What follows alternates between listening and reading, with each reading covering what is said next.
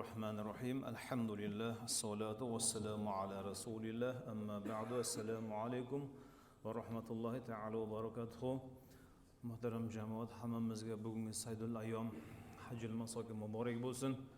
Bu ulug' muborak kunlarda yaratgan mehribon Robbimiz Alloh taborak va taoloning dargohi oliysidan yog'ilayotgan rahmat, barakotlardan hammamizni bahramand bo'lishiga biz nasib aylagan bo'lsa, Ilohim bahra qolganlardan qilmasin hammamizni. İnşallah bugün Cuma namazı oldi sizlar bilan suhbatlashadigan mavzuyimiz hikmatning boshi Allohdan qo'rqishdir degan bir hadis borasida bo'lishi ekan, ya'ni al-usul hikmati maxafatulloh degan Rasululloh sollallohu alayhi vasallam. Har bir hikmatning boshi Allohdan qo'rqish bilan boshlanadi. Ya'ni qanaqa hikmat u desa, dunyoda nimaiki yaxshilik bo'lsin, nimaiki murod, nimaiki maqsad, talablar bo'lsin insonlar tarafidan, albatta uni oxiri biz maqsadga yetishligimiz uchun shu ishimizni boshida Allohdan qo'rqish bo'lishi kerak. Agar Allohdan qo'rqish bo'lmaydigan bo'lsa, biz qasd qilgan maqsadimizga yeta olmaymiz. Agar yetsak-da juda ham og'ir, nochor holatda va halok bo'lgan holatga yetib boramiz. Shuning uchun inshaalloh bugun mana shu mavzu atrofida Alloh nasib qilgancha suhbatlashib o'tamiz. Albatta Alloh taborak va taolo biz bilan siz bandalarini bu foniy o'tkinchi qisqagina dunyoda istiqomat qildirib qo'yganligi, buni har safar suhbatlashamiz, takror aytamizki, azizlar, biz imtihon maydonida turibmiz. Shunday bir maydon, shunday bir sahnaki, bu maydon sahnada hammamiz imtihondamiz. Mana imtihon sahnada Alloh taborak va taolo hammaga o'lchab bir muhlat berib qo'yibdi. Kulli ummatin ajal dedi Alloh Qur'onda. Har bitta millatni, har bitta ummatni belgilangan vaqti bor. Belgilab qo'yilgan ajali bor. Hozir mana shu yerda necha kishi o'tirgan bo'lsak, yana necha kishi kelib o'tiradigan bo'lsak, necha kishi kelmay o'tirmay yurgan bo'lsak ham farqi yo'q bo'ldi. Hammamizning o'zi belgilangan. Juda bunday qaraganda juda qo'rqinchli narsa hozir ekanda, bunday to'g'rimi? Bir jihatdan juda qo'rqinchli narsa. Agar mana shu narsani haqiqiy agar his qilsak, haqiqiy agar qalbimiz uyg'oq bo'lib his qilsak, biz bemalol ko'chada yura olmay qolamiz. Bemalol obota omla deb, bemalol birovlarni xafa qilib yura olmay qolamiz. Imkon qadar faqat shunchalar vaqtimiz kamki, yaxshi amalni tezroq qilib qolaylik. Go'yoki hozir samolyot kutib turibdi, vertolyotni kutib turibdi, suv bosib keladi, jar boshidan qarab, bu yoqqa qarab. Yoki bu yoqdan qarab, bu yoqqa suv bosib kelyapti. O'sha tez muhim narsalarni olinglar, hozir bir 15 minutda shu vertolyot ko'tariladi, keyin qaytib tushmaydi. Agar qaytib tushmasaga hammangni o'sha suvga g'arq bo'lib ketasan desa, bir ko'z oldimizga keltiraylik. Qanaqa holatga tushamiz shunda? Mashinangiz ko'chada qolib ketgan, garajga kirgizilmagan. Shuni garajga kirgizib qo'ya olasizmi hozir masalan siz? Suv bosib kelyapti, tamom. Yoki kimlardir qarzingiz bor, kimdir sizga qarz berish kerak, ho'kiza oldi berdi bor. Yoki tom yali yopilgan, uy ustida yopilyapti, ustalar kelgan, yuk kelgan, hammasi joyida. Banagi gap bo'lyapti agar to'g'ri tasavvur qila olsak-da, aslida bizni mana shu ajalimizni muhlati belgilanganligi bundan-da ko'ra aslida shiddatliroq. Shiddatliroq. U haliga vertolyot kelib turibdi. Chiqinglar deyapti, e'lon qilyapti. U Samarqanddan boshlab bu yoqqa toshi hamma joydan kelyapti. Bu tarafga qarab suv bosib ketyapti. Qiyomat boshlandi deb o'zi hamma joyda e'lon berilyapti.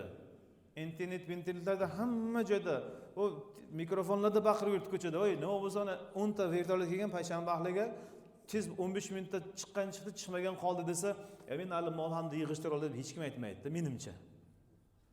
Tomni ustini yopib olaylik, bozorga borib do'konlarni ochib qolgan, hech kim shu ishni qilmaydi-da. Yoki 50 ta qo'ymaydi, yaylovda yuribdi, shular olib kelib, endi qo'y nima kerak endi, pul nima kerak endi. Go'yoki ana shunaqangi holatdamiz asli hammamiz, lekin biz bexabarmiz. Alloh taborak va taolo buni bizga juda ham ko'p ogohlantiryapti, lekin qalbi ochiqlar ogohlikka, da'vatga quloq solyapti, lekin qalbi mutlaq o'lib bo'lganlarchi hali beri o'lmaydiganga o'xshab yuribdi-da. Ana oramizdan bitta chiqib o'zi ketyapti. Ana shunaqa bittadan olyapti-da. Nima qilib qaytib kelmaydi bu. Mana oramizda soppa-sog'lom jamoatimizni har jamoati kelib, har jumada alohida kelib ko'rishib turardi. Alloh rahmatiga olgan bo'lsin. Ne'matulloh hoji akamiz mana birga umra safarida bo'lganmiz. Bir hafta yotib uyda mana omonatni topshirdilar. Eshitib o'zim hayron qoldim-da, chunki har hafta kelib, mana juma namozidan keyin alohida kelib ko'rishib ketardi. Ketdi mana shu odam, endi qaytib kelmaydi endi. Endi navbat kimgadir yana keladi. Yo menga, yo sizga, yo kimgadir. Ana shu narsa belgilangan. Shuning uchun agar biz har qanaqangi holatda nimaiki ish qilishdan qat'iy nazar mana shu hissiyot bilan agar ishni boshlasak, ishlarimiz barakatli bo'ladi. Xiyonatsiz va haligi ishlarga sovuq nima bilan qaramasdan, ajr e'tiborli holatda harom xarij aralashtirmay biz ish qilamiz agar dunyoda nima ish qiladigan bo'lsak ham. Endi bu degani o'lim yaqin ekan, hamma ishni yig'ishtirib qo'ying degani emas. Dunyoga Alloh taolo bizni qisqagina bir umrni berib imtihon dunyo qilib qo'ydi. Demak, imtihon dunyoda ham ko'p yaxshiliklar bor. Shu dunyosi yaxshi bo'lganda oxirati ham yaxshi bo'ladi. Bu ma'naviy holat, iqtisodiy holatda emas. Ma'naviy holatda dunyosi yaxshi bo'lganda oxirati ham yaxshi bo'ladi. Shuning uchun biz bu dunyo ad-dunya ziroatil oxirat, oxirat dunyosini bu dunyo ekinzori bo'ladi. Biz bu dunyoda nimani olsak, oxiratga shuni olib ketamiz, tamom. 1000 rakat namozingiz bo'lsa, 1000 rakat namoz bilan ketasiz. 1 rakat namoz bo'lsa, 1 rakat bilan ketasiz. Bo'lmasa shu quruq qo'l bilan borilaveradi. Holbuki Alloh tabaraka va taolo kalomida bizga ogohlantirib qo'ydi. Va qaddimu li anfusakum. Voy barakat topkinlar, o bandalar. Sizlar kelasizlar, bugun yoki ketdi. Kulli atin qorib deyapti Rasululloh. Voy, o'sha keladi degan kun sizlarga juda yaqin. O'lim deyiladi, hammamizga o'lim keladi. Uni endi 50 yildan keyinmi, 40 yildan keyinmi demaylik. Xo'p, o'sha 40-50 yil bo'lganda ham o'sha hozir misol 70 ga kirib turgan odam bo'lsa, yana bir 30 yilda Alloh bersa, misol 100 yoshda qoralaydigan bo'lsa, o'sha 30 yil ko'zingizni 30 marta ochib yumganda o'tadi ketadi, xolos. Tamom, u hech bir narsani qo'yiladi, qo'ymaydi go'yoki. Mana hozir ayting, oramizda 70 ga kirib turgan odam nimani gapirib bera olasiz? Qani 70 yillik umr? Orqangizda qarang, hech narsa yo'q-da. Bitta chang, bitta g'ubor hammasi. Siz qurgan uyni bugun bolangiz buzib tashlayapti kerak bo'lsa, shu uy ham ketdi. Nechta bitta otani o'sha uyi buzilganda o'zim ko'rganman, ko'zim yosh chiqib turganligini. Hay, bolam bu bizga to'g'ri kelmayapti, zamoniga yaxshi emas deb buzib o'ryapti. Bu uyda menda bolaligim qolgan. Ketdi, bolaligim ketdi, tarix ham hammasi o'chdi ketdi. Dunyo shunaqa aslida. Dunyoni shu uchun bevafo deyiladi. Vafo qilmagan hech kim bundan keyin ham qilmaydi. Demak, biz mana shu qisqagina umrni faqat Robbimizni rozi qilib, boshqa yo'li yo'q. Egamizni rozi qilib yashash uchun biz kelganmiz, tamom. Endi egamizni rozi qilib yashash degani faqat masjidga kirib ko'ngil olish degani emas. Mana hozir juma namozi o'qib, asr namozigacha chiqib tijoratingizni qiling, ustachiligingizni qiling, nima kasb-kor bo'lsa qiling-u. Lekin ana shu ishlar, ana shu oralig'idagi ishlar Xudodan qo'rqgan holatda bo'lish kerak-da. Birovga xiyonat qilmasdan, birovning haqqini olmasdan, Xudo ko'rib turibdi-ku, buni Ilhom aka ko'rmagan bilan. Yoki Kamoliddin ko'rmagan bilan buni Xudo ko'rib turibdi-ku. Degan holatda yashaydigan bo'lsak, ana shu jumadan chiqib asrgacha shu e'tiqodda yashaylik-da.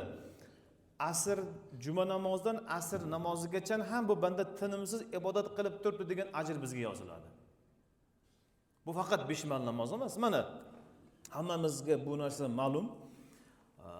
Inson avval yaralganda 50 vaqt namozni Alloh farz qilganmidi? 40 mahaldimidi? 50 vaqtida Alloh taolo o'zi rahmatini izhor qilgan holatda Rasululloh qayta borib ummatimni qurbi yetmadi, ya Allohim buni ummatimga rahm qilgin, rahming kelsin, shafqat qilgin deb Rasululloh alayhisalom o'rtaga tushib rosa duolar qilib, yolvorib so'raganda oxiri 5 mahalga tushirildi. Agar hozir 50 mahal namozni Alloh farz qilib qo'yganda ham biz hech narsa qila olmasdik. O'qishga biz majbur bo'lardik. Ammo Alloh tabaraka va taolo shu 5 mahalga tushirganligi avval 50 vaqtda farz qilib, men bilmagan ekanman bo'ladi qudratini, qurbini yetmasligini deb 5 mahalga tushirib qo'ymadi. Mana buni tarix ko'p gapiradi, faqat buni biz to'g'ri anglashimiz kerak azizlar.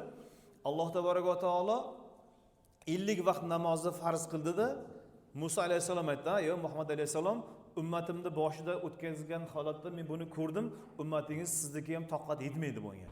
Xudoga qayta borib so'ravering, Alloh taolo buni kamaytirib bersin." Oxiri 5 mahalga tushirdi. Xursand bo'lganda ham, "Ya Rasululloh, ummatingiz bunga ham toqat qila olmaydi. Yana borib duo qiling, Allohdan yolvorib so'rang, yana tushirib bersin. Endi men bu yoqqa hayo qilaman" degan.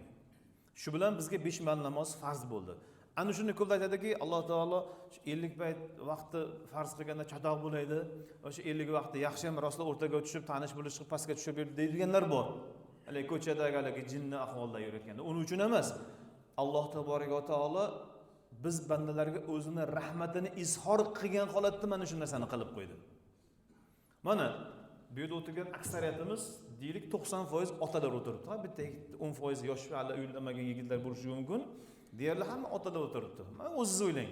His tuyg'ularni ishga solib, bolamizga nima ishni buyursak, nima talab qilsak, toqatiga yarasha talab qilamizmi o'shaga? Yo ziyodini ham talab qilamizmi? Hali 5-sinf bolangizga ko'chaga chiqdagan ham menga bugun $1000 pul topib kelasan ishla. Lekin mana shu yilda oxirigacha menga bitta mashina olib ber deb kim ayta oladi? 5-sinf bu bolacha. O'sha 5-sinfga yarasha ishni buyuramiz hammamiz, to'g'rimi? Toqatiga yarasha buyuryapmiz-da. Endi u bechora qiynaladi, boshqa qilsa ham, lekin toqatini otalar biladi-da. Endi ona oraga tushadi, endi rahmingiz kelsin. Bechora o'zi yaqinda kasaldan turdi, uni o'lmaydi deb yana buyuradi otam. Ota babir sal qattiqroq turadi-da. Ana ona o'rtaga tushirib, oxir haligi ota bo'pti mayliga, bugun sen o'sha 10 ta qo'yga qarash qiyin ekan, bo'pti senga 5 tasini sotib yuboraman-da, 5 ta qo'yga qaragan dedi. Haligi bola qanday xursand. Asli o'sha 5 ta qo'yga qarashini ham siz bilardingiz, 10 ta qo'yga qarashini ham o'sha qurb yetishni bilardingiz-da. Ana shunda bola ayta oladimi? Ha, otamni endi kallasi ishladi. Endi meni tushundi deb bola ayta olmaydi o'sha yerda. Otamni bu rahmatidan bo'ldi menga. Hali 5 ta qo'yni sotib olmaganda pachag'im chiqib, men repetitorga o'qishga bora olmay, faqat qo'y daraqasida yuravergan bo'lardi deb otaga bo'lgan muhabbati yana oshadi haligi bolani. Alloh tabaraka va taolo mana shu muhabbatni siz bilan bizdan kutyapti. Biz endi mana shunga ham yaramadik-da bugun. Shunga ham yaramay faqat jumoya bo'lib qoldik-da bugun. Hali 5 ta qo'yib ochdan o'ldi-da. Endi ota nima deydi endi unga? Ma'lum ota nima qilishligi endi. Shuning uchun azizlar, har bitta holatda biz Robbimizning xavfini hisobga olishimiz kerak. Mana kimdir taksi haydayapti, kimdir mana dehqonchilik qilyapti, va hokazo har bitta ishda boshida niyatimiz, bizning g'amimiz Alloh tabaraka va taoloni shu ish bilan meni rozi qila olamanmi yoki rozi qila olmaymanmi degan xavf bo'lishi kerak. Alloh tabaraka va taolo muqaddas kalom Qur'oni azim shunda shunday xitob qiladi: "Nasta'uzubillah va laqad wassana allazina utul kitaba min qablikum va iyyakum an taqulloh." Ya'ni sizlardan oldingi kitob berilganlarga ham biz sizlardan avvalgi kitob berganlarga ham biz Allohdan qo'rqinglar deya amr qilganmiz deydi. Ya'ni hamma ummatga Alloh tabaraka va taolodan vahiy, kitob kelyaptimi? Hammasida Alloh tabaraka va taolo valaqad vassayna deyapti. Biz shuni odamlarga nasihat qilganmiz, odamlarga biz shuni buyurganmiz. Odamlarga shuni biz juda ham qattiq tayinlab aytganmizki, ey bandalarim, dunyoda sizlar vaqtincha yashaysizlar, Robbilaringdan qo'rqinglar.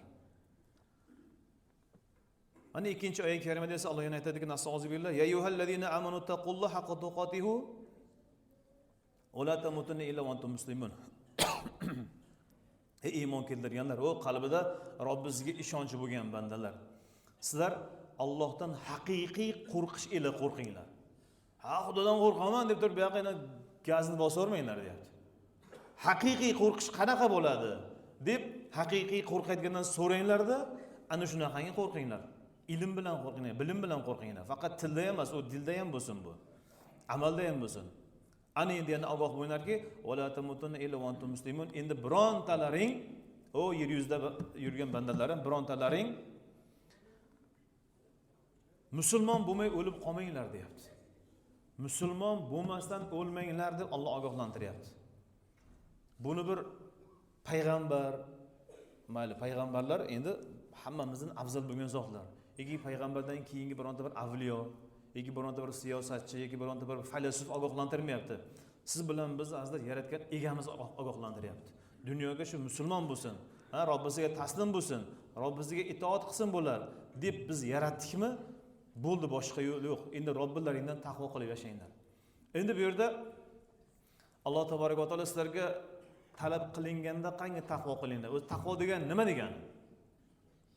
Allohdan qo'rqish degani. Endi o'sha qo'rqish degan gapni tushunib olishimiz kerak azizlar. Qo'rqish degani bizda nima degani odatda qo'rquvdi? Hoji aka, qo'rquv degani nima degani deb tushunasiz. Qo'rqish degani misol uchun hozir Kamoldan kelyapti, qo'lida qilichi bilan shu yerga, ko'zi qonga to'lgan, qo'rqinglar deyilsa. Kamoldan hech kim, "Malades" deb oldiga chiqmaydi-da. Derazadan tashlab qochadi misol, shunaqangi kelyapti desa. Shu ko'zi qonga to'lib turibdi, qilichida ham qon bo'lib turibdi. Endi navbat bu yerga ekan, ravatda joyini solib ketdi, bu yoqqa kelyapti ekan. Ketib ketar ekan desa, hamma tushib qochadi. Bu quturganmi yoki biror narsa bo'lganmi bunga deydi. Shuni biz qo'rquv deb tushunamiz. Yoki bitta sher kirib kelyapti bu yerda. Bir quturgan sherni, endi sherni hamma biladi, yovvoyi sher. Masjidga tashlab yuborsa, quturgan itni tashlab yuborsa, hech kim borib quchoqlay olmaydi. Shuni hamma qo'rqib qoladi. Shuni odatda bizda qo'rquv deydimi? Aslida Alloh taolodan qo'rqinglar degan unaqa qo'rquvni aytmayapti Alloh taolo. Bu yerda boshqacha bir ma'nosi bor qo'rquvdi. Allohdan qo'rqinglar deb Alloh taolo mana o'zi aytadi. Biz vasiyat qilganmiz avvalgi ummatlarga ham, keyingi ummatlarga ham. Rasulullohning umrining oxiridagi gaplarga ummatlar Allohdan qo'rqinglar deb ana shu. Endi qo'rquv deganda biz shunaqa tushunyapmiz-da endi. Bir pisinib olish, bir joyga kirib olish, yashinib olish. Endi boshqa oyatdachi Alloh taolo meni yaxshi ko'rgan bandani men ham yaxshi ko'raman deyapti. Kimni agar Robbisi yaxshi ko'rsa, u ham Robbisini yaxshi ko'radi deyapti. Eng Robbisi yaxshi ko'rgan banda eng taqvodor banda deyapti. Qarang, bir-biriga umuman to'g'ri kelmaydigan gaplar bo'lyapti. Hamma hayron qoldi. Bir joyda Alloh taolo Xudodan qo'rqinglar deyapti, ikkinchi joyda Xudoni yaxshi ko'ringlar, Alloh ham sizlarni yaxshi ko'radi deyapti. Odatda rasa qo'rqqanni qanday yaxshi ko'rib bo'ladi? Bir odam jallod oldidan chiqqanda boshini olib ketyapti. Shuni qanday yaxshi ko'rib bo'ladi? Demak, o'sha hislatni ham yo'q. Boshqa narsa bor bu yerda. Hamma diqqat qilsin. Uxlaganda bir tur o'ynaki uxlaverasizlar yana. Chunki keyin yana ana shu eski fikrda qolib ketishimiz mumkin. Ham o'tirib olib uxlaganlar bir turtib olamiz oyog'imizdagilarni. Alloh taolodan qo'rqinglar degani mana misol bitta misol aytaman. Hoji aka, siz bolalaringiz bilan yaxshi ko'rasiz. Hammamiz, men hoji aka misolda hammani misol qo'yayapman. Shunaqa yaxshi ko'rasizki, har kuni bolalaringiz 1000 so'm so'rasa, siz 100 ming berasiz. Bitta kiyim olib bering desa, siz 10 ta kiyim olib berasiz. Katta o'g'ilgan shaharga meni aylantirib keling desa, o'g'illaringiz, siz Samarqandga aylantirib kelasiz, Toshkentga aylantirib kelasiz. Demak, mana shunday ularda so'raganidan-da ziyod narsani berib kelyapmiz. Shunchalar muhabbatni izhor qilib kelyapmiz. Ora-chirada onasi aytadiki, otalaringdan qo'rqinglar desa, bolalar xayoliga qo'rquvni keltiradi. Biron marta bu kishi qo'pol gapirmagan. Biron marta urmagan, so'kmagan. Bolalar o'sha yerda ona ogohlantiryapti lekin. Qo'rqinglar otangdan. Otamdan nega qo'rqamiz? Bizlar bir qultum suv desak, otam bizga birchilik suv berayotgan bo'lsa, bitta marojin desak, otam bizga marojin siyqib olib oldimizga qo'yib qo'ygan bo'lsa, qanday qo'rqishimiz mumkin? Deydi-da, haligi urib so'kib og'iz burnini qonga bo'yib tashlayotgan qo'rquvni bu kishini bolalar ko'rmagan, tasavvur qila olmayapti. Onani bu kishiga nisbatan bolalarga qo'rqinglar degani, ona boshqa gapni gapirib turibdi shu yerda. Ora-chirada bu kishi ish buyuryapti, lekin bolalar qilmayapti-da birda yarim. Endi bu ota umuman umrida so'kmaydi bundan keyin. Otalaring ana shunday sizlarni yaxshi ko'rib turibdi-yu, yaxshi ko'rmay qolishidan qo'rqinglar degani bo'ladi. Tushuntira oldimmi? Ota yaxshi ko'rmay qo'ydi. Hali kelayotgan pul endi yo'q. Ota yaxshi ko'rmay qo'ydi. Yig'lab kelgan bolani endi bag'riga bosayotgan ota yo'q. Ota yaxshi ko'rmay qo'ydi. Bola qishti kuni yalang'och qolib ketdi. Issiq palto olib endi ota yo'q. Yozdi kuni bir plyajlarga, cho'milishlarga, daryolarga borish kerak edi. Endi o'shalarga olib borib erkalab kelayotgan ota yo'q endi. Qorni och qoldi. Qorni to'ydiradigan ota yo'q endi. Urushi shart emas. Ota xafa bo'ldi. Ota ranjidi. Ona shuni aytayotdi. Otalaringni ana shunday ranjitib qo'yib, sizlarga qaramay qo'yishdan qo'rqinglar, ey bolalarim degandim deydi ona o'shanda oxir aytadi. Aslida Allohdan qo'rqinglar degani Xudo sizlarga qaramay qo'yishdan qo'rqinglar degani bo'lar ekan. Qiyomat kunida Alloh tabaraka va taolo bizga rahm, shafqat nazari bilan qaramay qo'yishdan qo'rqinglar degani bo'lar ekan. Qiyomatda agar Alloh bizga qaramasa tamom holimiz. Ota-onamizdan umid yo'q qiyomatda. Nimaga? Alloh aytib turibdi Qur'onda: "Yawma yafirul mar'u min akhihi va ummihi va abihi va sahibatihi va bani." Sen ishontirgan ota-onang va bola qiyomatda seni bag'riga ola olmaydi u. Uzoqdan seni sharpangni ko'rib qochadi. Holihoy o'sha bolam hozir kelib, "Ota, endi dunyoda otam bo'lgansiz, endi asqoting menga." Ha, men boshim ketar ekan. Mana hozir men farishtalardan eshitdim, jahannamga qular ekanman. "Ota, endi menga turib bering" dedi. Otaniki o'ziga o'zi javob bera olmayapti. Qanday qilib siz bilan bizga bolalaringizga javob beradi endi ota-ona? O'shani bilgan ota uzoqdan ko'rib, endi yillar ko'rmagan bolasi shuni chappa qarab qochar ekan, "Xudochi, bolam menga ro'para kelib qolmasin" der ekan. Bu Alloh aytayapti buni. Bir tarixchi aytmayapti buni. Dunyoda xotinini deb onasidan voz kechgan muttahamlar bugun chiqyapti. Bitta-yu bitta o'g'il, bitta-yu bitta qiz. Ana shunaqangi farzandlar juftini debdir, ota-onasidan tashlab ketadigan bugun shunaqangi murtadga o'xshagan maxluqlar bugun paydo bo'lyapti. Alloh onoy bersin. Ana shular bilib olsin. O'sha sen orqasidan yurib ota-onangdan voz kechgan ana shu xotining qiyomatda seni zararlangan hujjat bo'lar ekan. Buni Alloh ogohlantiryapti. Az bitta yassa qo'yib sevdim, o'ldim, kuydim deb shuni qoshqovog'iga uchib ota-onangdan voz kechib yuruvding sen dunyoda. Ana shu xotining ham sendan endi yuz yugurib qochadi. Agar sen ro'para bo'lib kelsa ham, "Ey Xudo, men bu meni erim bo'lgan, birinchi bu tushsin, buzoqqa men keyin tushaman" der. Nima uchun? Chunki dunyoda bu bizga boshliq bo'lgan deb turalar ekan.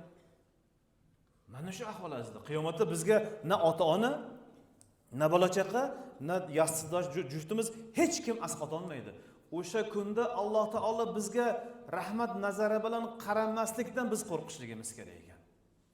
Yana sodda bir tushuncha bor mana. Ko'pchilikda uyda chaqaloq katta qilganmiz. Alhamdulillah, hammamizning bola-chalarimiz bor. Mana shu sovuq kunlarda tasavvur qiling, bir 3 oylik bolacha chaqaloq turibdi. O'sha chaqaloq shu sovuqda qolib ketdi. Tagini ko'llagan, qorni och qolgan, yoki bitta bir chayon kelib uni chaqayapti. O'sha bolachani onasi kelib bug'ib urishi shartmi? Yo'q. Ona shunday qaramay qo'ysin, tamom bola. Tushuntirib oldimmi xavf qanaqa bo'lishligini azizlar? Allohdan qo'rqinglar degani aslida mana shu. Rahmat. Alloh taoloni rahmat nazaridan sizlar bebahra qolib ketishdan qo'rqinglar. Mana hamma yana bir lirik chekinish qilay. Hamma bolalarga sevgan qizlarni. Shu sevgan qizingiz orqasidan gul olib boryapsiz, xat olib boryapsiz, o'sha xatingizga javob qaytarmasa qancha xunobsiz. Sevgingizni inkor qilib boshqa yigitga ketib qolsa qanday yig'lagansiz? Yashamayman, men armiyaga ketsam kiymayman deganlar bo'lgan-ku. Men shu Marsga polotda qolamanmi men? Ha, nimaga bolam? Erkataga ketib qoldi. Bolam shu tiyib ketib qolsa shunchami? Endi ikkinchi do'sti ham sevyapti-da, bunga ham shunaqangi azob bo'lmasligi uchun endi nima desa u rozi bo'lganda keyin xotin qilib qolgan keyin u. Oxiriga ana endi otangdan voz kechib alohida kvartira qil desa, kvartira qilyapti shunaqalar. Ona uyda qolib ketyapti. Onaga gul olib kelishi, xotinga gul olib kelinyapti. Ha, haftasiga shirinlik xotinga kelyapti endi ona, chunki hali ham qo'rqib yuribdi-da, xavfda. Taqvo qilyapti u, taqvo qilyapti u. Xotinga taqvo qilyapti. O'shani bitta rahmatidan, uni bir jilmayib qarashidan mahrum bo'lishdan shuncha qo'rqqan yigit qiyomatda jahannamga tushdan endi qo'rqmaymizmi bizlar? Biz bilan sizni yo'qdan vujudga keltirib, jon bergan, nafs bergan, o'zi dunyoda yashatirib qo'ygan Robbimiz bizni shunchalar yaxshi ko'rib, shunchalar narsani in'om qilib turgan bo'lsa-yu, shu zotda rahmat nazaridan qolib ketib endi biz qo'rqmaymizmi endi? Mana bu masjidlarga kelish, namozlarni o'qish bu cheksiz buyuk baxt-ku bu. Katta saodat-ku bu. Ha, mana tunov kuni qancha haqida gaplashdik bu haqida. Bitta bu ummatni bitta subhanalloh deganiga, ha, Davud payg'ambar qiyomatda havas qilib, men shu ummat ichida bu samagan deb havas qilar ekan. Shu baxtni Alloh bizga berib turibdi. Va yana masjidga kelib, boshini sajdaga qo'yib, subhana robbil a'la deya namoz o'qib bandaligini izhor qilib chiqib ketgan banda hamma gunohdan o'sha yerda qutulib chiqib ketdi inshaalloh. Agar niyati boshqa o'sha gunohga qaytmaslik bo'lsa, inshaalloh hammamizni umidimiz bo'lsinki, ishonchimiz aniq hosil bo'lsinchi azizlar. Shu masjiddan chiqar ekanmiz hammamiz mutlaqo begunoh bo'lib chiqamiz mana shu yerdan. Faqat sharti shuki, orada birovlar bilan gaplashmay yurgan holatimiz bo'lmasligi kerak. Adovat bo'lmasligi kerak. Ota-onaga oq bo'lib qolgan bo'lmasligimiz kerak. Yaqinda bitta ona telefon qilyapti. Bolasi onaga qarar ekan, ona kasal ekan, ona jonga ham tegib ketdingiz debdi. Ana shunaqangi badbaxt bo'lmaslik kerak va o'tmishdagi gunohlarini endi hozir juma namozidan chiqib qaytib qilmayman degan niyat astoydil qalbimizda bo'lishi kerak. Shu yerdan chiqa Alloh guvoh hammangiz begunoh chiqib ketamiz inshaalloh mana shu yerdan. Hazil akam duomiz qabul bo'ladi mana shu yerdan chiqqanimizda. Xudo taolo ana shu imkonni bizga berib turibdi. Mana yelkamizdagi farishtalar ham hayron qolar ekan keyin. Qiyomat kunida Alloh taoladagi Qur'onda jannatga kirgan bandalarimda umuman qalbida g'am g'ussa bo'lmaydi deydi. Men buni avvaldan bir aytgan bo'lishim kerak. Yana bir takror qilib qo'yaylik, shu mavzumizga tegishli bo'lganligi uchun. Mana bir odam bir rahbar odam bo'lganmi, pora bilan qo'lga tushganmi, boshqa bilan qo'lga tushganmi, misol uchun deylik, bir qamalib o'tirib chiqdi. Necha yildir. Endi bu bunday olib qarasa, jamiyatda biroz endi uyatli holatda.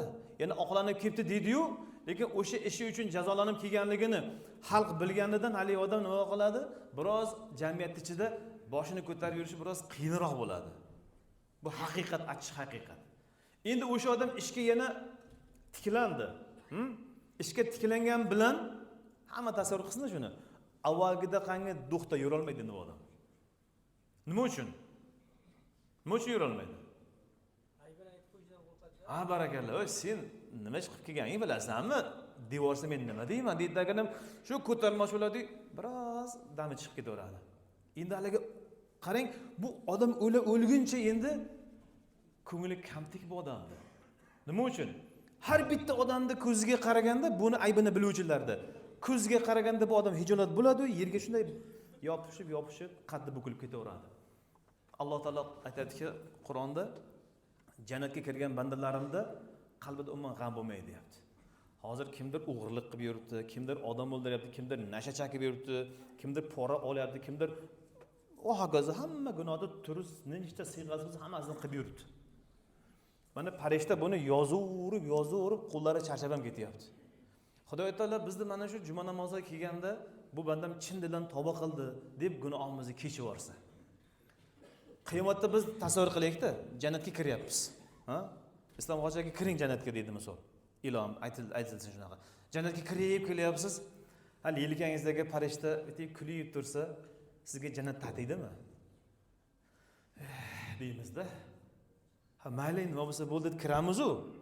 Rohatlanamiz, lekin ba'zi haligi farishtani bir mubolag'a bilan kulib qo'yganlik ko'zimizning oldidan ketmaydi-da. Hali saroyingizga kiryapsiz, haligi kursingizga o'tayotganingizda, "Ya assalomu alaykum" deb qiz mubolag'ali. O'ldingizda tamomda endi, haligi aybingizni bilgan odam. Xuddi shunga o'xshab farishta, marhaba, kirsinlar, kelsinlar. Ha, o'tmishda shuncha ish qilib ham kirsa bo'lar ekan deb qo'ysa tamomsizda. Jannat tatimay qoladi azizlar. Lekin Alloh taolo nima deyapti Qur'onda? Jannatga kirgan bandamda qalbida ana shunday g'ashlik bo'lmaydi. U g'ashlik qayerga ketadi? U farishta ko'rib bilib turibdi-ku. Bu yerda shunaqangi bir ulug' ne'mat bor ekan azizlar, Robbimizning mehribonligini, bizni qanchalik yaxshi ko'rishligini bilayotgan bir holat ekanda. Xudo tabaraka va taolo hozir juma namozidan chiqamiz hammamiz inshaalloh. Namozni ado qilib bo'lib, tavba tazarruni qilib chiqqanimizda Xudo taolodan bular so'raykan, mana chap yelkamizdagi, o'ng yelkadagi emas, o'ng yelkada savobni yozyapti. Kiroman kotibin ya'lamuna ma taf'alun. Nima qilsang yozadi deb Alloh taolo bizga ogohlantirgan, ularga yoz degan. Bu farishta aytar ekan: "Ey Robbim Alloh, men Kamoldan nima ish qilgan bo'lsa qilib keldi-da, hozir chiqyapti. Tavba qildi, bu gunohini men biz olib o'tiribmiz. Mana tayyor mana hammasi. Ha? Delolar tayyor. Hammasi tayyor. Shunda joyini savorishga yaraydigan darajada mana hujjat qilingan, delot tikilingan. Nima qilamiz endi buni? Xudo desa, buni gunohini kechiringlar, o'chiringlar der ekan. Hali farishta shunday bu kishini hammamizni misol aytyapman-da. Shu gunohimizni o'chirib ketaverar ekanda, qog'oz oppoq bo'lib qolar ekan mana bunaqangi. Farishta shunday Allohim buni gunohini o'chirib tashladik deyish bilan farishtani o'zi bilmay qolar ekan, farishtani ko'rgan miyasiga yozilganlarni Alloh o'chirib qo'yar ekan. Farishtani miyasini Alloh taolo udalat qilib yuborar ekan. Farishtani o'zi bilmay qolar ekan. Ani endi ertasi kuni boshqa bitta farishta kelib, Kamoliddinning shuncha gunohi bor ekan desa, bu umuman gunoh qilmagan der ekan. Yo, men eshitdim desa, sen eshitgan bo'lsang, bu hozir 35 ga kirgan bo'lsa, 35 yilda men mana shu yelkasida o'tiribman buni men. Men har kuni bunga guvohman men. Bu gunoh qilmagan bu der ekan. Hali kelgan farishta hayron, hijolatda qaytib ketib qolar ekan. Allohning mehribonligini qarang. Tushunarli bo'ldimi hadis azizlar? Farishtaga o'chir, gunohini o'chirib tashlab bu tavba qildi der ekan-u, farishtaning miyasidan Alloh taolo o'zi o'chirib yuborar ekan. Alhamdulillah robbil alamin. Bunday Robbimizdan, mehribon Robbimizdan qanday endi biz shunday rahmatidan benasib qolishdan qo'rqmasligimiz mumkin? Taqvo, azizlar, mana shuni otini taqvo deydi. O obdastani ko'tarib olib, faqat to'g'ri xonaga kir-chiq, oqshom bilan yig'lab, ko'pantaga yashirinib olib o'tirish taqvo deyilmaydi uni. Taqvo deyishi, u haligi ko'zdan chiqayotgan yoshlar ham sevgi ko'zi yoshi bo'lsin azizlar. Xudodan qo'rqib yig'layapti bu deyiladi. Ha? Sufiylar bo'lmasa aytadilarki, kundan birida, sufiylar bo'lmasa gaplar ekan bu. Kundan birida deydi, nimaga kirsam, masjidga kirsam bir yosh yigit yig'lab o'tiribdi deydi. Shunaqa yig'layaptiki, hayron qoldim. Bu yosh bo'lsa o'zi hali endi balog'atga yetgan bo'lsa, bu bola nima gunoh qilibdiki, Robbisiga buncha zorlanib yig'layapti? Dedimda haligi borsam, u bola shunchalar duo qilib Allohga zorlanayaptiki, "Ey Xudo, umrimda shunday go'zal qilganki, biron marta seni norozi qilgan joyga men borib qolmayin" deb duo qilayotganmish-da. Allohim, sen bir joydan qaytargansan-ki meni, shu qaytargan joyingga qaraganingda shu yerda men bo'lib qolmayin, ey Xudo deb yig'layotganmish. Ey Xudo, sen bir joyga buyurgansan, shu buyurgan joyimga bandam kelamagan deb qaraganingda shu yerda men bo'lmay qolishligimdan meni saqla deb so'rayapti ekan. So'rayotgan narsani ham qarang-da. Alloh taolo hozir bizga mana shu yerga yig'linglar deb buyurgan. Bizga hozir rahmat nazariyalar qarayapti. Hozir bu yerga shunaqa farishta kirib chiqyaptiki, buni biz anglay olmaymiz. Agar ko'rsak, hech kim uyga ketmay qoladi. Asli haqiqat mana shu narsa. Farishtalarda hozir kelib chiqayotganligi, hozir bu yerda 1000 kishidirmiz mana shu auditoriyada. Pastda yana 1000 kishi hokazo. Lekin farishtalarda bo'lsa hisobi yo'q hozir bu yerda. Ana shunda Alloh taolo shunda bu yerga qarasaki, bu yerda borgin, sajda qilgin degan bandasini ko'rmasa Xudo xafa bo'lar ekanda. Falon joyga bormagan bu yerda, u yer juda bir yomon joy edi. Ana keyin bu yerda yo'q bo'lgandan keyin, mana ota-onasilar, bolangizni izlab yuribsiz. Masjidda yo'q, madrasada yo'q, maktabda yo'q. Qayerga qaraysiz endi? Qimorxonaga qaraysiz-da. Bolalar o'zi borayotgan adreslari bor-da. Ey Xudo, o'sha yerda bo'lib qolmasin-da bolam deb haliga endi otalar bu hissiyatni tushunadi-da. Yuragi taka-tuka bo'lib borib, neko'z bilan qarasa-chi, bola o'sha yerda qimor o'ynab o'tiribdi-da. Qaysi ota endi shundan rozi bo'lasiz? Sana ayting-chi. Hali bola shunaqa deb yig'lagan ekan. Ey Xudo, qaytargan joyingda meni ko'rishdan meni saqla. Buyurgan joyingda bo'lmasligimda meni saqla deb yig'lab turganimiz-da. Keyin ajib shunda bir baytda aytganki, yigitlikda ajab xush hofizori, yog'inlik kelsa xush kelar bahori. Hay, bu yigitlikdagi ko'zdan chiqib turgan yoshlarni men shunday bir narsaga o'xshatdimki, go'yoki bahordagi yomg'irga o'xshaygan bu. Agar yog'inlik kelsa bahor, kuz qanaqangi ham xush kelar-a dedi. Bahoringiz zo'r yog'ingarchilik bilan kelgan bo'lsa, ha, mana dashtliklar o'tirib oramizda, dasht qanaqangi gurguraydi. Ha? Qovun tarvuzlar, lalimlar qanaqangi gullaydi. Demak, umuman inson zotini tirikchiligi, dinxonchilik, chorvachilik hammasi bahordagi yomg'irga bog'langan azizlar. Bahordagi yomg'ir zo'r bo'lar ekan, serob bo'lar ekan, bu yilgi chorvalar ham, ekin-tekinlar ham inshaalloh zo'r bo'ladi. Bolalik, yoshlik umrni bahori azizlar. Umrni bahori. Yoz esa eng pishgan paytimiz, kuz esa yig'ishtirib olayotgan, ilayhi nushur bo'layotgan joyimiz. Yana hammangni yig'ishtirib olaman, haligi dehqon bug'doyni yig'ishtirib olganda yig'ishtirib olaman deyapti Alloh taolo. Ana shu yig'ishtirib olinayotgan paytda ser hosil bo'lib yig'ishtirib olinishida Alloh hammamizni nasib qilsin-da. Hali bolani yig'isidan bu Hazrat shunaqa ta'sirlanuvchi baytda yozgan ekanda. Hay, agar bahor zo'r kelsa, kuz zo'r bo'lar ekan degan. Shuning uchun azizlar bugun bahorni yaxshi qilaylik. Ha, mana bolalarimizni bahorini bir yaxshilab sirsuv joyga boshlab bir kun qo'yaylik, inshaalloh kuzi zo'r bo'ladi Xudo xolasa.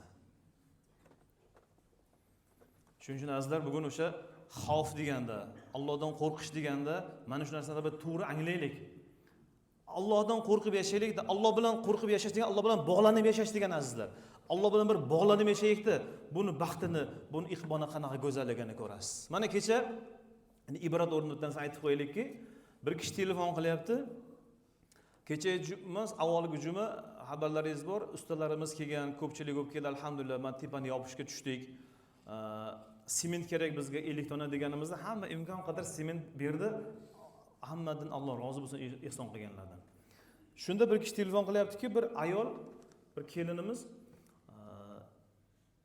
bir tonna atrofida, shunaqa deyishdi, adashmayotgan bo'lsam, ehson qilibdi-da, shunga sement olinsin deb, keyin kechasi duo qilibdi Xudoga. Ey Xudo, agar shu ehsonimni qabul qilgan bo'lsang, menga bildirgin debdi. Bildirishni yo'lini ham qarang, Xudoga yana bu taklif beryaptiki, tushimda shu Ka'bani ziyorat qilayin debdi. Agar tushimda Ka'bani ziyorat qilayotganligimni ko'rsam, demak meni o'sha ehsonimni qabul qilganligini isboti bo'lgan bo'ladi. Men shu keyin qalbim taskin topadi debdi-da. O'sha kechasi tush ko'ribdi o'sha ayol kishi. Tushida Ka'bani ichiga kirib namoz o'qiganmish. Subhanalloh, himmatni qarang-da. Bu ayolning himmati bir tonna sement edi azizlar. Xudoning himmati esa-chi, Ka'bani ichiga kirgizib qo'yib, duolarni qilib, hamma gunohni kechib olib Allohning himmati bo'ladi azizlar. Banda bugun himmatiga yarasha qilaylik. Aslida o'zimiz biz katta masjid quryapmiz deyapmiz. Bu bizning himmatimiz bu. Alloh taolo nima deydi Qur'onda? Kun fayakun deyapti. Men bir narsani xohlasam bu desam u bo'ladi bu. Banda himmatlaringni men sizlarga sinayapman. Yoki dunyoga keltirib, juma namozlariga keltirib, boshlangda sajdaga qo'yib, kechalari ertalab tahorat qildirib qiynamoqchi emasman sizlarda. Sizlarda menga bo'lgan bir muhabbatlaringni bir himmatini ko'rmoqchiman-da, deyapti-da. Hali bolachangizga, mana misol, men bu telefonni shuni olib kelishga qurbim yetadi. Bolacham endi emaklab, dada deb tili chiqyapti. Ataylab shega qo'yaman-da, o'g'lim shuni menga olib ber deyman. Shu bolacham paypaslab yiqilib shuni olib kelganda qanaqangi quvonaman. Aslida shuni olib kela olmaganligimdan men bolamga ish buyurayotganligim yo'q edi-ku. Shuni olib kelsa, bolaga meni rahmatim yanada oshishligi uchun men buni bolamga buyuryapman. Azizlar, namozni shunaqa tushunaylik. Bu ihsonni shunaqa tushunaylik. Xudo taborak va taologa kerak emas. Mana shu ishlar bilan Alloh taologa bizning muhabbatimizni yanada oshishligi va oramizdagi munosabat azizlar, qattiq muomalatda bog'lanishligidagi bu bir vosita xolos bu dunyo. Bu dunyo shunaqangi hisob dunyosi azizlar. Ilohim shu kelinimizdan Alloh rozi bo'lsin. Shunaqangi himmatni ko'p erkakda yo'q. Erkaklarga ham berilsin o'sha himmat ilohim.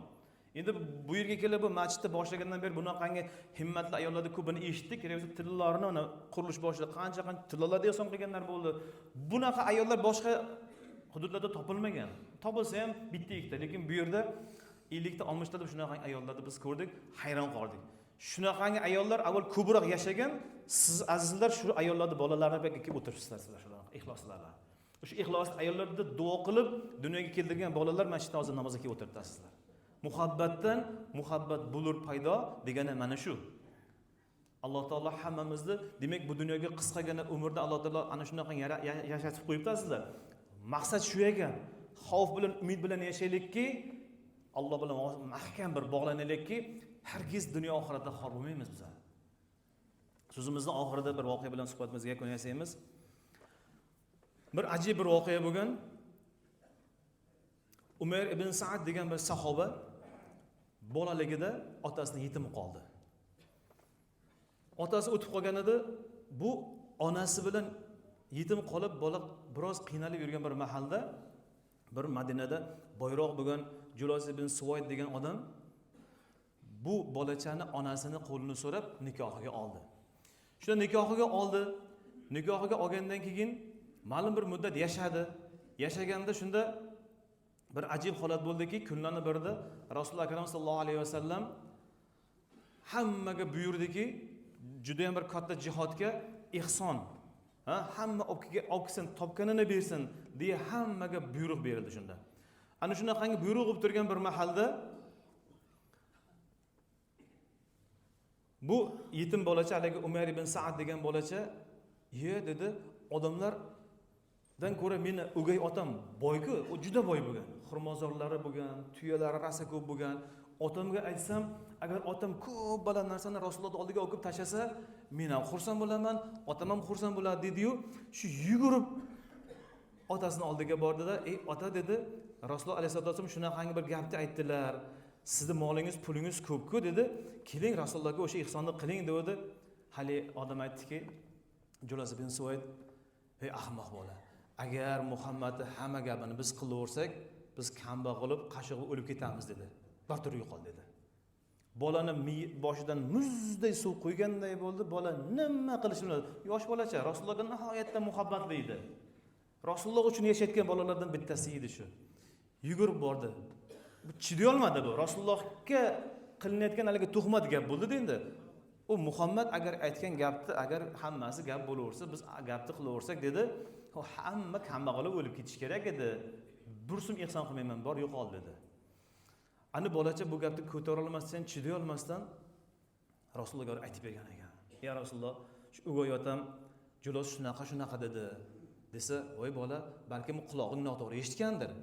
"Ya Rasululloh, shu qulog'im bilan eshitdim. Shunaqa deb aytdi." "Chaqiringlar" deya borib otani chaqirtirib keldi. Uni chaqirtirib keldida, shuni aytdiki, "Ey Julos, bu o'g'ling Umar shunaqa deb aytdi" dedi. "He? Voy nonko'ray. Voy betamizey. Men tuzim deb tuzlig'imga tipirdingmi? Vallohi" dedi. "Allohga qasamki, men bu gapni gapirmaganman. Ya Rasululloh, jonimizga fido" dedi-yu. Umuman boshqa gap bo'lib ketdi. Endi buni atrofida haligi boyda jo'ralar ko'p bo'ladi-ku endi. Aql jo'ralari. "Voy yaramas, haligi yetimni boqsang og'zi burning qon bo'ladigani shu hammalik bolani endi yeb tashadi" degan gap bilan. Seni yetim qolaydingda katta qilib, yedirib ichirib, kiydirgan otangga shunaqa tuhmat qildingmi? Kiyib yana payg'ambar bilan orasini buzdingmi?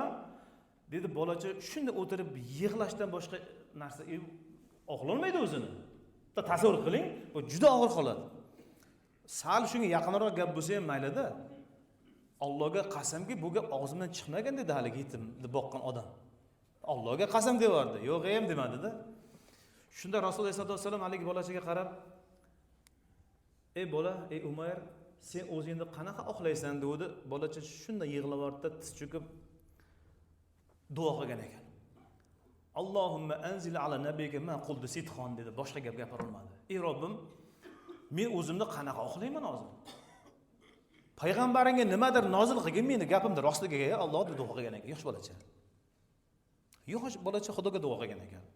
"Allohim, payg'ambaringga ma quldu sidqon gapimni rostligini o'zing isbotlamasang, men qanday isbotlayman? Bu otam qasam ichib o'tiribdi. Payg'ambarim esa ko'rmagan uni aytganini ham, meni ham, lekin men bu gapni eshitdim, men Xudo faqat sen bilasan" dedi. Shunda hamma hayron qolib, "Hay, unaqa bunaqa" deb tursamishki, birdan Rasululloh ranglari o'zgarib, titraq bosdi. Hamma hayron qoldik, "Hali vahiy kelib qolsa-ya? Shu murg'ak bolachani duosiga Alloh taolo vahiy tushirsa-ya?" desa, shu soatda Rasululloh alayhisolatu vasallamga oyat nozil bo'lgan ekan. Tavba surasidagi nastag'firullah, "Yahlifuna billahi ma qalu va laqad qalu kalimatul kufr." Holbuki Allohning nomi ila gapirmadim deb qasam ichgan odam bu kufr gapni gapir bo'ldi payg'ambarim dedi. O'sha kufr gapni bu gapirov dedi. Oyat tushdi, qarang, bir yosh bolachani duosi bilan Alloh taolo uni qarang rostgo'yligini isbotlab oyat tushirib qo'ygan ekan. Ana endi haligi qasam ichgan odam sharmasol bo'lmadimi endi? Allohga qasam ichuvdi-ku. Oyat davomida Alloh aytdiki, agar bu kufrga qaytdi iymondan keyin, tavba qilsa tavbasini kechiraman dedi. Shunda haligi odamga shu gap gapirilgandan keyin, "Ya Rasululloh, tavba qildim, men o'sha gapni gapirdim" deb tan olgan ekan. "Men o'sha gapni gapirdim ya Rasululloh. Tavba qildim, duo qiling, Xudo kechirsin, siz ham meni kechiring. Men o'sha gapni gapirdim, haqiqatan nafsimga erk berib yoribman. Xudo kechirsin meni" deyordi o'shanda. Keyin endi hamma hayron qoldiki, endi bu sharmanda bo'ldi, endi mana bu yetim bolani endi qo'yvorsa kerak desa, hali bolachani borib shuni bag'riga bosib quchoqlab o'pgan ekanki, "Xudo tabaraka va taoloning rahmat nazaridan qolib ketishimdan saqlab qo'yding sen meni ya" deb hali bolani o'pib, shundan keyin u bolaga bo'lgan muhabbat yanada oshib ketgan ekanda. Qarangda, Alloh taolo bilan bir bandasi orasidagi taqvoni, xavfni to'g'rilab qo'ygan ekan bu bolacha. Bu nima edi bu azizlar? Bu Alloh bilan bandaning orasidagi vosita shunaqa bo'ladi. Siz bilan biz bugun o'zimiz ba'zida oqlolmay qolamiz. Ba'zida biz haqimiz deymiz-ku, hech kim ishonmaydi.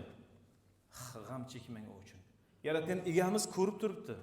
O'zi xohlagan joyda xohlagandaqa oqlab olar ekan inshaalloh. Mana bu bolacha bitta misolida azizlar. Biz shuni hozir bu yerda 10 mingta odam turgan bo'lsak, jamoatda ichkari tashqarida hammamizda mana shu daraja azizlar bor. Agar biz sidqi dildan, chin dildan Alloh va Rasul uchun yashayikda, xohlagan joyimizda Alloh taolo bizni shuni ishimizda o'nglab qo'yadi, o'zi bizni oqlab qo'yadi azizlar. Vaqtimiz o'tib qoldi, endi inshaalloh bu juma davom etkazamiz. Alloh hammamizga o'zi rozi bo'lgan bo'lsa ilohim. Vaqtimiz o'tdi, xo'p, duo talab bor ekan. Ne'mat Jo'ray usta qurilishga $200 ihson qildi. Sankt-Peterburgdan Qobuljon qurilishga $100 ihson qildi. Muxtor aka qurilishga 1 million 200 ihson qildilar. Jarboshdan birodarimizga $100 ihson qildilar. Marhum Ne'mat doktor bog'on o'g'illari $100 ihson qildilar. Rahmat akaga musodlarini. Xo'p, yana endi duo qilishimiz kerak bo'lgan juda ismlarda ko'p yozilgan ekan. Alloh taolo hamma ihson qilganlarni o'zi ko'rib turibdi azizlar. Biz aslida o'qishligimiz ham shart emas ekan. Biz so'raganimizdan ko'ra afzalini Alloh taolo o'zi ato qilsin hammamizga. Va yana bir birodarimiz, qarang, himmatda gap ko'p dediku, o'zi minib yurgan bir eski Motorola'sini masjidga ihson qildi. O'zi tirikchiligi ishlatib yuradigan eski Motorola ekan. Xudo uchun deb bor butishi ekan, samimiy ihson qildi. Endi shuni ham samimiy Alloh uchun agar kirim olib shuni agar bir masjidga ihson qilib qo'shadigan bo'lsa, bu bog'lar o'zi himmatga yarasha himmat ko'rinaveradi inshaalloh. Bir duo qilamiz azizlar. Bismillahirrohmanirrohim. Alhamdulillah. Assalatu vassalamu ala rasulil yaratgan Robbimiz Alloh. Avvalo bu dunyoga musulmon qilib yaratganliging uchun o'zingga cheksiz hamdlarimiz, shukrlarimiz bo'lsin Parvardigor. Hamdlarimiz, shukrlarimiz o'zingning zotingga munosib bo'lishini Alloh bizga nasib aylagin, ana shuni bizdan qabul qilgin Parvardigor. Allohim yuqoridagi aytgan gaplarga hammamizni amal qilishimizni nasib etgin. Allohim hammamizni taqvodor bandalaringdan qilgin. Xavf va rajo orasida yashashlikda Alloh o'zing nasib aylagin. Parvardigor duo qilganda duolar qabul bo'lguchilardan bo'lishimizni nasib qilgin. Allohim shu yuqorida ismimizni zikr qilgan sahobalar kabi insonlar yana oramizdan chiqishligini Alloh nasib qilgin. Juma namozdan chiqar ekanmiz, Allohim bu jamoatimizga kelgan har bir yosh katta kichik hammalari gunohlari kechirilgan holatda Allohim sening dargohingga qo'llarini duo qilib ko'tarib duo qilib so'raganda duolari qaytarilmaydiganlardan bo'lishligini Alloh nasib qilgan Parvardigor. Allohim Parvardigor hammamizni ikki dunyoda aziz qilgin. Parvardigor bu imtihon qisqagina dunyoga yashatirib qo'yding, faqat o'zingni rozi qilib yashashlikda, shu dunyodan muhabbatingga haqiqiy erishib chiqishlik baxtini Alloh o'zing nasib qilgin, muyassar qilgin Parvardigor. Bu qisqa umrda o'zingni norozi qilib yashab ketishdan Alloh o'zing bizni hifzingni saqlagin. Mana yosh ulug' otalar turibdi, umid bilan farzandlarni katta qilyapti. Katta bo'layotgan bolalarda hamma ota-ona baxtini kamolini ko'rsin. Hech bir ota, hech bir ona farzandi g'amini ko'rmasin Parvardigor. Shu jamoatdan duo talab bo'lganlar bor. Bir Bozorboy degan bir birodarimiz duo talab, ishlariga Alloh taolo o'zi rivoj bersin, iymoni ziyoda bo'lsin, umriga, rizqiga, kasbiga Alloh taolo o'zi baraklar ato qilgan bo'lsin. Toshkentdan bir Ma'rufxon degan bir ukamiz yaxshi ishni boshlayotgan ekan, jamoatdan duo bering degan Parvardigor o'sha ukalarimizni ham martabasini ziyoda qilgin, ikki dunyoda aziz qilgin. Allohim mana jamoatda amin deb turganlarda hammasi qalbidan nima niyat o'tib turgan bo'lsa, Alloh niyatga yetkazgin. Oqibatimizni go'zal qilgin, yurtimizni tinch qilgin, xalqimizni farovon qilgin, yurtboshimizni omon qilgin, oqibatimiz go'zal bo'lsin. Allohumma solli va barik ala Muhammad bi rahmatika ya arhamar rohimin. Assalomu alaykum va rahmatullohi va barakatuh.